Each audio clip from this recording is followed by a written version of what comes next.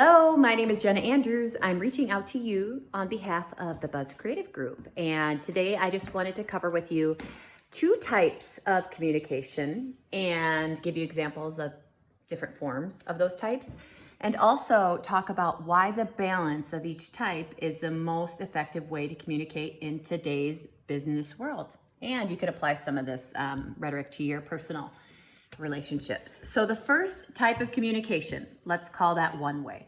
A lot of your digital components fall under this type. So your texts, your emails, your DMs, handwritten letters fall under this type. And this is a type, it's one way because when you write a text or send an email or write a letter, you are just communicating your message. You are not actively waiting for or analyzing what the receiver has to say.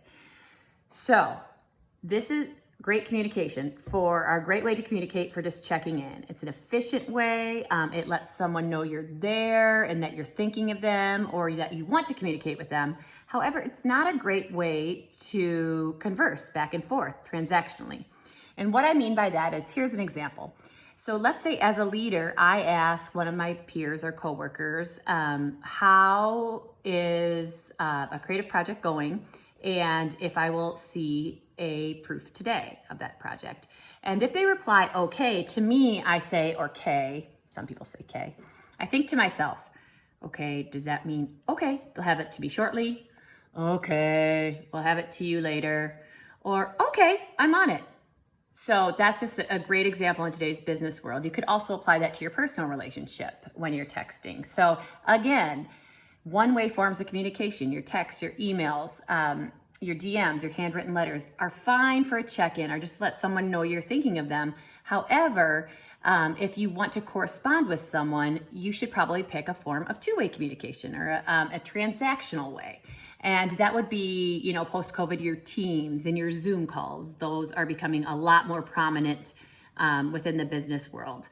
Also, a phone call. So you can kind of gauge, you and your receiver or the person on the other side of the communication can speak back and forth, can speak transactionally.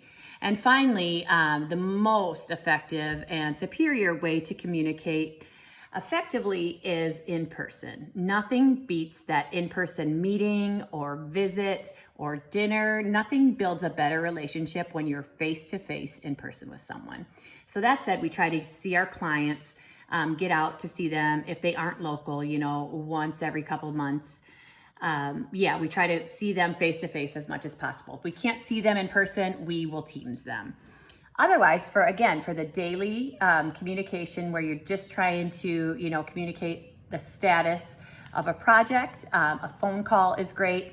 Otherwise, if you just want to let someone know where you're at or that you're thinking about them or just want to check in, your one-way forms, back to the one-way, your text, your DM, your IMs, and again, always a handwritten note. That's always a great way to check in.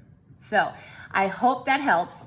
One-way and two-way forms of communication are different. However, when used simultaneously, you can create the most effective communication experience possible.